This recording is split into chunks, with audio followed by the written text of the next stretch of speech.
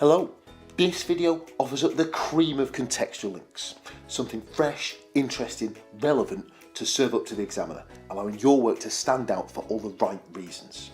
We're looking at literary context today, linking an inspector calls to another of Priestley's works, a barnstorming murder mystery called Salt is Leaving. And it's a rollicking good read, is Salt is Leaving. It's about this lad, Dr. Salt, and he lives in this dump called Berkton. Now, as the title suggests, he's leaving. He's had enough of the place, he's sick of it. But he's a stubborn old coot, and he won't leave until he finds out the fate of one of his patients that's gone missing, this girl called Noreen Wilkes. I think she's got some sort of kidney problem or something, I can't remember, and he wants to keep tabs on it. Now, people are piling on all sorts of pressure for him to forget about it, to move on, to make like Elsa and let it go. But he wants answers. He's not leaving until he gets them. He wants to know what happened to Noreen. And there are a lot of parallels between Salt is Leaving and Inspector Calls. Now, I'm not having a pop at JB Priestley here. I'm not saying it's a copy and paste job, because frankly I love the man like a religion. But there are some strong comparisons between these two texts, and I've managed, genius with a capital G that I am, to summarise the pair of them in this one paragraph. In Priestley's thriller, Inspector Calls or Salt is Leaving, there's an amateur detective, GOOLE, or Dr. Salt, who investigates the mysterious death of a young working class woman, Eva Smith or Noreen Wilkes. Did I say one paragraph? Well, I lied. I'm told men are always doing that. This second paragraph is just carrying on, expanding on some of those narrative comparisons between the two texts, Salt is Leaving and Inspector Calls. Let's have a quick read. Over the course of the narrative, it transpires that the girl's death is linked to the lives of the Burling or the Donington family, led by the wealthy, influential industrialist, Arthur Burling or Sir Arnold Donington. The family resists the detective's scrutiny. So that's the plot or narrative comparisons looked at. We'll have a very quick look now at the thematic comparisons, because a plot is like a vehicle for carrying themes. You know, themes of the ideas that the story throws up, if you will. And both Inspector Calls and Salt is Leaving, they're both exploring the theme of the idea that a corrupt ruling class thrives on mistreating the working class, the proletariat. And I'll tell you, it's one of the bitter disappointments of my life that Priestley never teamed up GOOLE and Salt for some sort of cop buddy film, you know, giving greedy cretins a right good savaging. I reckon Hollywood would have been all over that.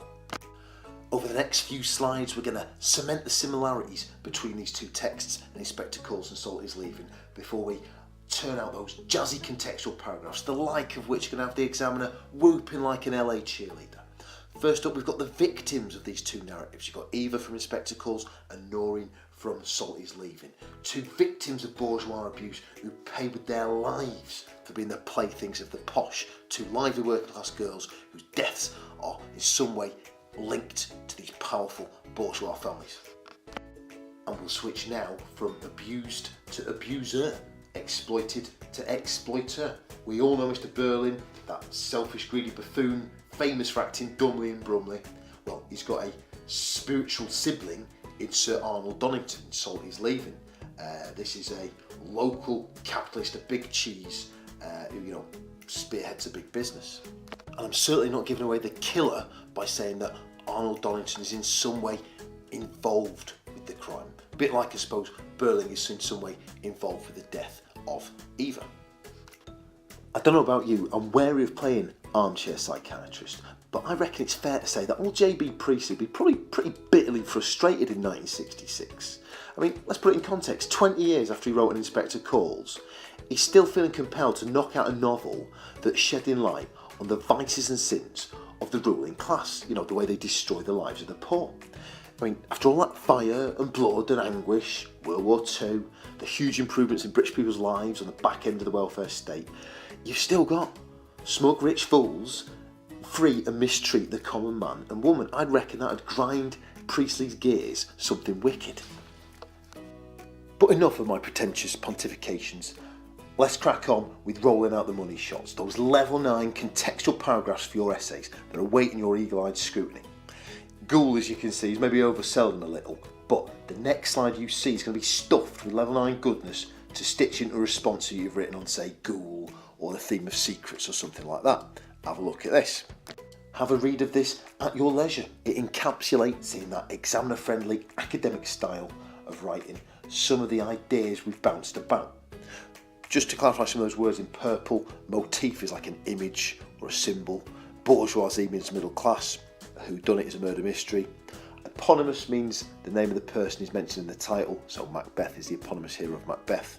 Entwined means linked with. Speculate means guess, and denounce is a posh term for criticise. Have a read.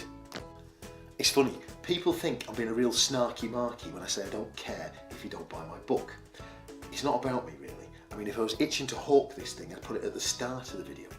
At this stage of the game, it's only the smarter kids who are still watching, students who are bright enough to see how a whole heap of level 9 exam responses might just be a useful addition to an ambitious student's revision programme. So, buy it or don't buy it, it's up to you. Time to link Mr. Berlin to Salt is Leaving. If you're writing a paragraph on this guy, or I know the theme of family or social class, you'll find the level 9 loveliness in the next slide is going to fit the bill with its carefully crafted contextual connections. Ta-da! And if you're thinking it looks vaguely familiar, this paragraph, it is. The stuff in black is identical to what I rolled out for the GOOLE paragraph. It's just the stuff in red, that first line I've reshaped and tweaked to accommodate a question or Mr. Berlin or social class or whatever. Have a look, drink it in like a Mediterranean sunset. Final paragraph on Eva now, and would you look at that lovely lass, endorsing my shtick from beyond the grave. That's going above and beyond the call of duty. You've got a question on Eva or class or the theme of women or gender, roll out this rollickingly righteous written response and rock an examiner's world. Same deal as before, I've only tweaked the red stuff to fit the new question on Eva or women. The black stuff, that still stands as it did before for the last 2 paragraphs, that bedrock of brilliance. And that's it folks, another contextual gem done and dusted. Salt is leaving and so are we. It's a rattling good murder mystery with some links to an inspector calls that we can very fruitfully deconstruct in our exam responses. As they say in sci-fi classic Tron, end of line. We're done here. Best of luck in that exam.